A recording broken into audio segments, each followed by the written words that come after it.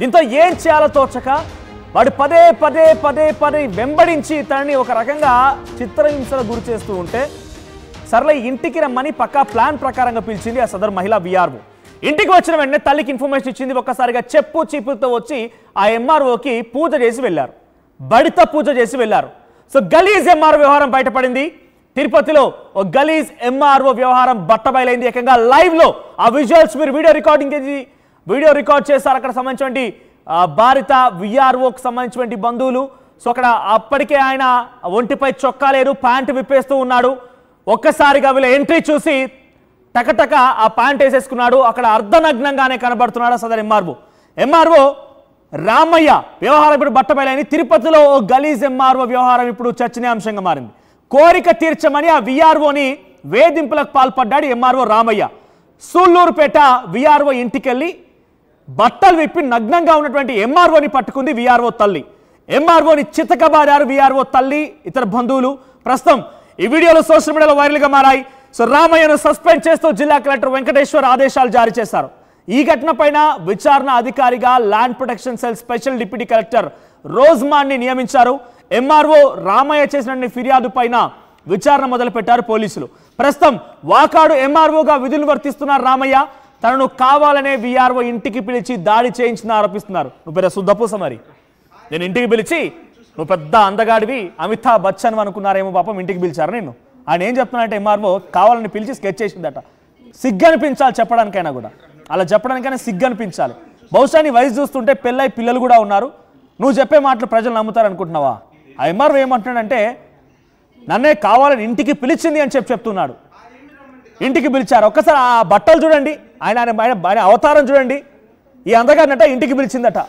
ఇంటికి పిలిచి కావాలని స్కెచ్ వేసింది. నువ్వు పెద్ద అందగాడివి, మరి నేను చూసి స్కెచ్ వేయాలట. పదే పదే ఆ మహిళా విఆర్ఓని వేధించి వేధింపులకు పాల్పడి తట్టుకోలేక నిజంగా నన్ను స్కెచ్ వేసింది. దేనికోసం? ఈ దుర్మార్గుడి యొక్క దురాలోచనని బట్టబయలు చేయడం కోసం ఆ మహిళ స్కెచ్ వేసి ఉండొచ్చు. ఆ మహిళ తనని పిలిచి ఉండొచ్చు. వాకాడు ఎంఆర్ఓగా పనిచేస్తున్నటువంటి రామయ్యని ఆ మహిళే ఎప్పటికీ వేధింపులకు పాల్పడుతుంటే సరే రమ్మని ఇంటికి పిలిచింది. వచ్చి రాగానే ఆయన ఒంటిపై చొక్కా తీసేశాడు. తన సిక్స్ ప్యాక్ని, తన ఫ్యామిలీ ప్యాక్ని చూపిస్తూ రకరకాల విన్యాసాలు చేస్తున్న విజువల్స్ మనం చూస్తారు. అది ఇక్కడ పరిస్థితి. వెంటనే ఆ ఇంటికి రాగానే ముందుగా అనుకున్నటువంటి ప్లాన్లో భాగంగానే తల్లిని పిలిచింది. తల్లి ఇతర బంధువులతో అక్కడికి చేరుకున్నారు. బడిత పూజ చేశారు. ఒకసారి ఆ లైవ్ విజువల్స్ చూద్దాం.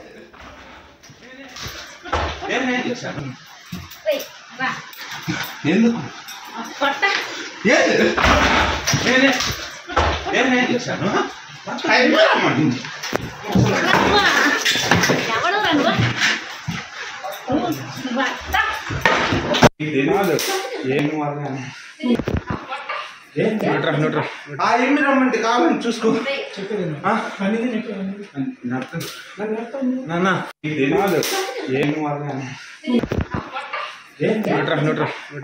రమ్మంటే కావాలని చూసుకో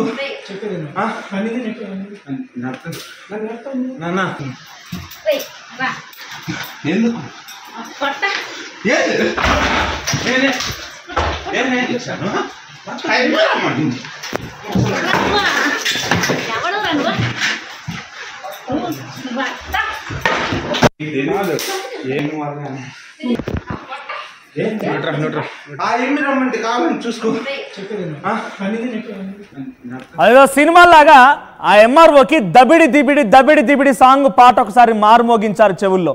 చీపిరి చెప్పు బట్టి మోత మోగించారు ఎంఆర్ఓకి. సిగ్గనిపించాలి. ఆమె రమ్మంటేనే నేను వచ్చానని చెప్పి ఇంకా అక్కడ కూడా వీడియోలో మాట్లాడుతూ ఉన్నాడు. ఎంఆర్ఓగా పనిచేసిన వాళ్ళు కూడా తప్పు చేస్తే బైండ్ ఓవర్ చేయడాలు, లేకపోతే చట్టరీత్యా వారిపై చర్యలు తీసుకున్నారు. నీ కూడా కొంత పాత్ర ఉంటుంది. రెవెన్యూ ఆఫీసర్గా కొన్ని నిర్ణయాలు కొన్ని కఠినంగా తీసుకొని సామాన్య ప్రజలకు న్యాయం చేయమంటే నువ్వు చేసే పనేమో ఈ విషయమా? రేపు నీ బంధువుల దగ్గర, నీ పిల్లల దగ్గర, నీ భార్య దగ్గర తలెత్తెత్తుకోగలుగుతావు ఈ వీడియో చూసిన తర్వాత? ఇంత దుర్మార్గమా? ఇక్కడ పక్కాగా మహిళ స్కెచ్ చేసి పిలిచిన మాట అయితే వాస్తవంగా కనబడుతోంది. తను పిలిచింది ఈ ఎంఆర్ఓ యొక్క వేధింపులు తాళలేకనే, తన యొక్క వేధింపులు తట్టుకోలేకనే, తను పెట్టినటువంటి ఆ మానసిక ఒత్తిడి తట్టుకోలేకనే తనని పక్క ఇంటికి పిలిచింది. తన తల్లిదండ్రులకు సమాచారం ఇచ్చింది. వచ్చి దబిడి తిడిపి మోత మోగించారా ఎంఆర్ఓకి. మరిన్ని అప్డేట్స్తో ప్రస్తుతానికి ఈ ఘటన పైన విచారణ కూడా ఆదేశించారట. సో ఒక విచారణ వ్యక్తిని కూడా అపాయింట్ చేశారు. సో ఆ విచారణ కొనసాగుతోంది. మరి నిజంగా ఏం జరిగింది ఏంటి అనేది మాత్రం చాలా క్లియర్గా కనబడుతోంది. ఇంకా కొత్తగా విచారించాల్సిన పని లేదు. బట్ ప్రభుత్వ అధికారిగా ఉన్నాడు కాబట్టి, ఎంఆర్ఓ స్థాయి అధికారిగా పనిచేస్తున్నాడు కాబట్టి విచారణకు ఆదేశించారు. డిప్యూటీ కలెక్టర్ రోజ్మాన్ని ఈ విచారణకు సంబంధించిన అధికారిగా నియమించారట. మా ప్రతినిధి గయాస్ సిద్ధంగా ఉన్నారు. గయాస్, సో ఎంఆర్ఓ పనితీరు నిజంగా ఇప్పుడు ప్రభుత్వ అధికారులందరూ కూడా ఒక రకంగా చెప్పాలంటే ఈ ఘటనతో అందరూ కూడా ముక్కున వేలేసుకుంటున్నారు. ఏంటి ఇంత దుర్మార్గమా? ఇంకా పైపెచ్చ అధికారి మాట్లాడుతున్న మాట ఏంటి? ఆ మహిళ పిలిస్తేనే వచ్చానని చెప్తూ ఉన్నాడు. దాన్ని దాటవేసే ధోరణిగా మాట్లాడుతున్నాడు. తను పిలిస్తేనే వచ్చానని చెప్పేటువంటి మాటని ఆ వీడియోలో కూడా మాట్లాడుతున్న మాటను మనం చూస్తూ ఉన్నాం. సో ప్రజెంట్ ఈ అధికారి పైన ఎటువంటి చర్యలు తీసుకున్నారు? అటు పోలీసులు కానివ్వండి, సంబంధిత పై స్థాయి అధికారులు, అప్డేట్స్ ఏంటి? మనోజ్, వాకాడ ఎంఆర్ఓ ఘటన మొత్తం సోషల్ మీడియాలో వైరల్ అయింది. అయితే ఈ విషయాన్ని ఎంఆర్ఓ మళ్ళీ విఆర్ఓని కూడా మళ్ళీ బయటకు లాగాలనే బురద జల్లే కార్యక్రమంలో కూడా ఉన్నాడు. అయితే దీని మీద సంబంధిత అధికారులు మాత్రము సీరియస్ అవ్వడం జరిగింది. రాత్రే తహసీల్దార్ అయిన రామయ్యను సస్పెన్షన్ ఆర్డర్ ఉత్తర్వులు జారీ చేయడం జరిగింది. అంటే విఆర్ఓ చేసిన ఫిర్యాదు మేరకు అతన్ని వెంటనే ఇచ్చేయడం జరిగింది. ప్రస్తుతము తిరుపతి కలెక్టరేట్ లో పనిచేస్తున్న వెంకటేష్ గురువారం రాత్రి ఎంఆర్ఓను రామయ్యను సస్పెండ్ చేస్తూ ఉత్తర్వులు జారీ చేయడం జరిగింది. అదేవిధంగా land production cell special deputy collector గా పనిచేస్తున్న రోజ్మండ్ చేత విచారణకు కూడా ఆదేశాలు జారీ చేయడం జరిగింది. అదేవిధంగా విఆర్ ఇచ్చిన ఆధారంగా తహసీల్దార్ మీద విచారణకు తిరుపతి ఎస్పీ హర్షవర్ధన్ కూడా విచారణ జరుపుతున్నారు. అయితే ఇతను ఎవరైతే ఎంఆర్ఓ చెప్పడం ఏంటంటే తనను ఆ ఇంటికి పిలిపించి ఈ విధంగా చేశారు, నా ఎలాంటి తప్పు లేదు, కావాలని ఒక పథకం ప్రకారం చేశారనేది ఎంఆర్ఓ రామయ్య వాదన. అయితే ఒక ఎంఆర్ఓ స్థాయి అధికారి విఆర్ఓ ఇంటికి పోయినప్పుడు కూర్చుంటాడు, టీ తాగుతాడు, వస్తాడు. అలా అతను కాకుండా రూమ్ లోకి పోయి అంటే దుస్తులు విప్పి ఉండడం చూస్తే అతను అంటే మైండ్ సెట్ లో మొత్తము సెక్సువల్ హరాస్మెంట్ చాలా రోజుల నుంచి, సుమారు సంవత్సరం పైనుంచి ఇతను పెళ్లకూరు ఏరియాలో ఎంఆర్ఓగా ఉన్నప్పటి నుంచి ఈ విఆర్ఓని వేధిస్తా వస్తున్నాడు. అయితే ఆమె బయటికి బంధువులకి తల్లిదండ్రులకు చెప్పుకోలేక మదన పడుతూ వస్తా ఉంది. అయితే ఒకానొక సందర్భంలో పోలీసులకు ఫిర్యాదు చేయాలనుకున్నారు. అయినా ఫిర్యాదు చేస్తే ఈ విషయం మొత్తం ఒక మహిళా ఉద్యోగి కాబట్టి చెడ్డ పేరు వస్తుందనే ఉద్దేశంతో వాళ్ళు ఏం చేయలేని పరిస్థితుల్లో ఒక సంవత్సరం నుంచి వెయిట్ చేస్తూ ఉంటారు.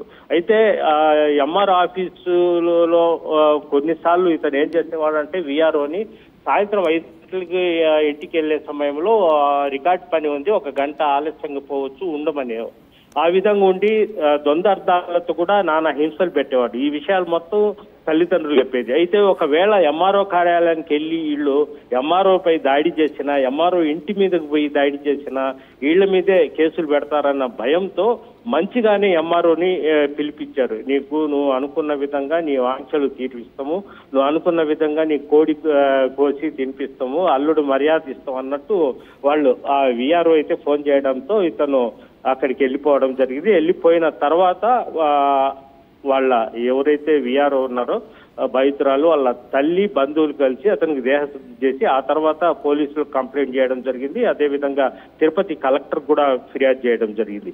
అయితే ఈ రామయ్య అనే అతను చేసిన ప్రతి చోట అంటే ఎంఆర్ఓగా ఉన్న ప్రతి చోట పళ్ళ మీద వచ్చే మహిళల పట్ల కూడా అసభ్యకరంగా ప్రవర్తిస్తాడని కూడా ఆరోపణలు ఉన్నాయి. అదేవిధంగా ఈ విధంగా చేయడం కరెక్ట్ కాదు.